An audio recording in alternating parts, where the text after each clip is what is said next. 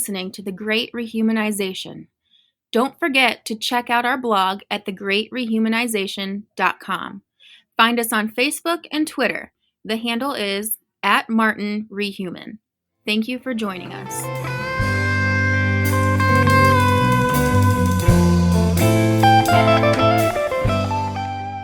Hello, friends. Hello, neighbors. Everybody, welcome back to The Great Rehumanization.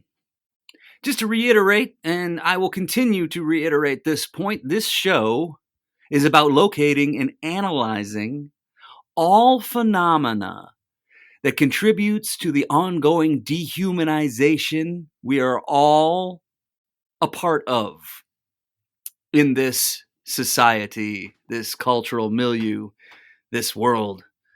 In the big picture, we're dehumanizing each other. We are going to locate and find all of that phenomena and push back against it. Okay, so at this time, and I'm not going to get into specifics in terms of telling you what I think about this coronavirus and the lockdown and what the authorities are saying, what the doctors are saying. I'm not going to get into this stuff as a topic right now, but we will talk about what is happening at this moment in time as part of this larger discussion when applicable. And just keep it always in the back of your head what's going on right now as we talk about everything, because hopefully we're not wasting our time talking about things that don't matter. So this is not about small talk. We are not a small talk show. We are talking big picture. We are getting deep, and we are going to be talking about propaganda. Now, my first impressions of propaganda had to do with things like World War II, Nazi Germany, fascism, and then after that, the Cold War. I was a kid in the 1980s and 90s, and especially in the 80s, I still remember things about the Cold War. I remember we had to go under our desks even in 1986. Like that would save us from a nuclear weapon, but I remember it, and the Cold War was still going on, and so Soviet propaganda, Chinese propaganda, Nazi propaganda, all these things were obvious examples of propaganda in my early impression. You know, at the same time, we had other obvious examples like professional wrestling, where you'd have the foreign wrestler for everybody to boo, and then the good guy to cheer, the American guy, and everybody would cheer USA, USA. Several examples of that going on. That was a normal way of rousing the crowd in professional wrestling scripts back in the gimmick days. So, I mean, Rocky IV. I mean, we can go on and on about stuff like this. Just this obvious types of propaganda. Now, the funny thing is, I don't think a lot of kids and adults in the 80s really looked at, say, the Bolsheviks tag team, the Russian Bolsheviks, and looked at that as propaganda. And that's because of a phenomenon that we still have kind of going on today, and that's that we tend to, when we see advocacy in favor of something that we don't agree with, that's not part of our worldview or doesn't suit our bias, we look at that as propaganda. We call that propaganda. You know, we have this attitude that we recognize all this propaganda coming at us, and that, you know, we aren't brainwashed. Okay. And then conversely, we have this attitude that all advocacy that suits our bias is simply knowledge and education and information everybody should share, right? I mean, isn't all this stuff like too typical, especially nowadays? And so, in fact, propaganda throughout my life has become a more ever-present specter.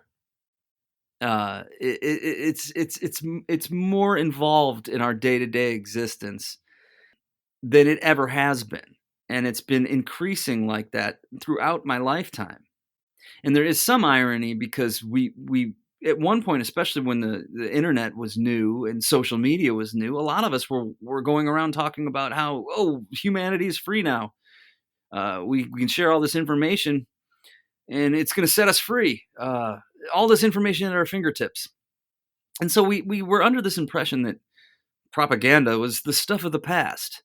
That's the stuff that Joseph Goebbels came up with to convince Germans to do what they did, right? We tend to look at propaganda as these gimmicks and these tricks, and they're easily identifiable, and we're not fooled by them, and we recognize them, at every turn. But it's simply not the case, and that's why we need to talk about it. We need to break it down and talk about it now.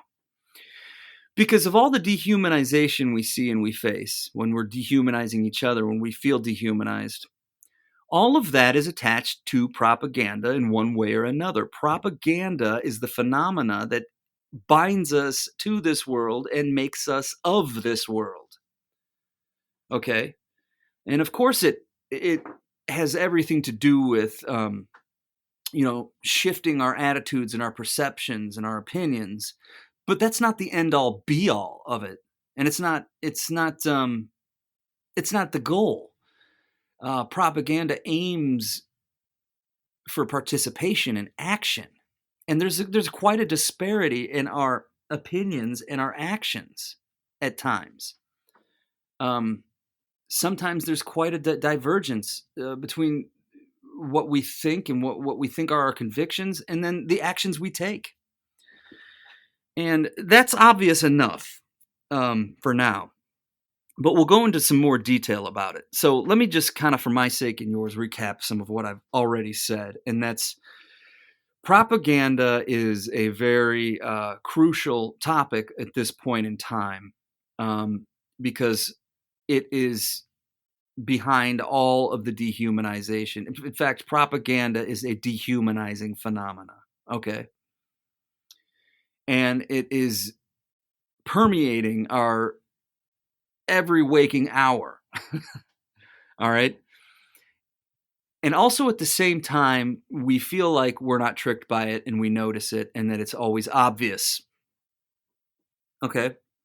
So these are just some basic conceptions of propaganda to give you an idea of where I think we stand. And so what we're going to do is we're going to use Jacques Ellul. He was a French philosopher. We're going to use his 1965 book on propaganda as a compass here. It's called Propaganda, the Formation of Men's Attitudes.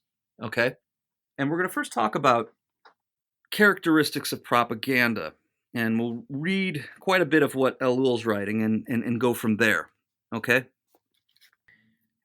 Let's talk about the individual and the masses. Okay? When we're talking about propaganda, it's very important to understand that the individual is always a member of a group, what we could call the masses. All right? Now, at the same time, the masses are never considered as simply masses isolated from the individuals that comprise it. So, individuals are always part of a group, and a group is always comprised of individuals, okay? Propaganda has to approach it this way. Now, some things have changed since 1965 when Jacques Ellul wrote this, and we're going to break all that down. But let's just take it the way he's got it, because it's very nearly prophetic how applicable this is to this day. The foresight, the ability to see down the road here that Jacques Ellul had regarding things, especially of the technological nature. Like I said, I mean, I almost use the word prophetic. Ellul starts by talking about the individual and saying that the individual poses too much resistance to propaganda. And really, think about it. It's really hard to create convictions in an isolated individual, as Ellul says. You can't just take people one by one and change their minds, brainwash them. Which, to digress for a second, if we were brainwashed, we wouldn't realize we are brainwashed. So let's just keep that in mind. And propaganda is not only about brainwashing, okay? Again, it's about participation in action. So anyway, the individual. Okay, so to win an individual over one by one, and convert them and to get them to act, that would take way too long, okay? So, of course, just on that basic level, propaganda has to see individuals as members of groups. It has to see the masses. Now, let's stop here for a second. Let's stop here for a second and look at this, okay? Now, for one thing, in a group, the individual behaves a certain way. And as I was saying before, propaganda is not concerned merely with changing your opinion. Okay, it's concerned about your actions and getting you to act. In fact, let's stop for a second. This is what Jacques Ellul says. He says the aim of modern propaganda is no longer to modify ideas, but to provoke action. It is no longer to change adherence to a doctrine, but to make the individual cling irrationally to a process of action. It is no longer it is to no longer lead to a choice, but to loosen the reflexes. It is no longer to transform an opinion, but to arouse an active and mythical belief. Now, the way people behave, all right, in groups is well documented. It's studied, okay? Especially in groups, people tend to abandon their convictions and follow the group, follow the lead, to go with the group, okay? Let's say that propaganda kind of has that advantage right there. If the momentum of the group gets going, the individuals fall in line, okay? Now, in order to get the individual on board, the individual has to be addressed in a way that makes the individual feel that the propaganda is speaking to them personally. It's got to feel personal. All right? So propaganda can never forget that the masses are composed of individuals, okay? It has to keep these dynamics in mind to be effective. All right? Now, there's a lot to be said here already, and it's hard to know on my end when to stop and explain and when to keep going. And hopefully I will get much better at that. But we're going to stop right here for a second and look at this. The individual is always part of this group, okay? It's very important to understand that when it comes to a group, I've even noticed with like cliques, groups of friends, groups, the masses especially, when you get to the big picture, the masses, they're not held together. There's no cohesiveness there built upon relationships like you'd think just on the surface. It's why a lot of us are not really still friends with people we were friends with when we were in high school or middle school. I'll explain. Real simply put, people are drawn to the organization, as Jacques Ellul says. They're drawn to the group. People are members of the group not because of the relationships they have within the group. The group isn't comprised of individuals having these dynamic relationships with each other, friendships, companionships, understandings. No.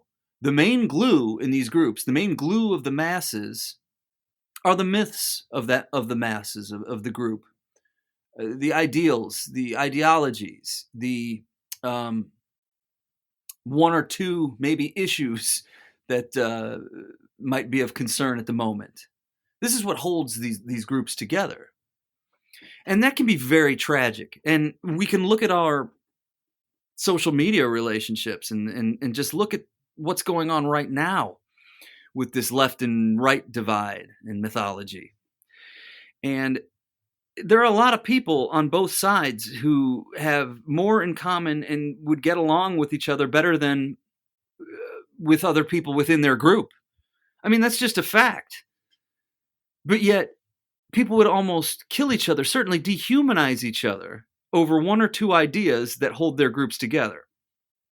It's a big disconnect, and it's a big problem. But again, the problem has to do with the fact that the individual is always drawn to the group, okay?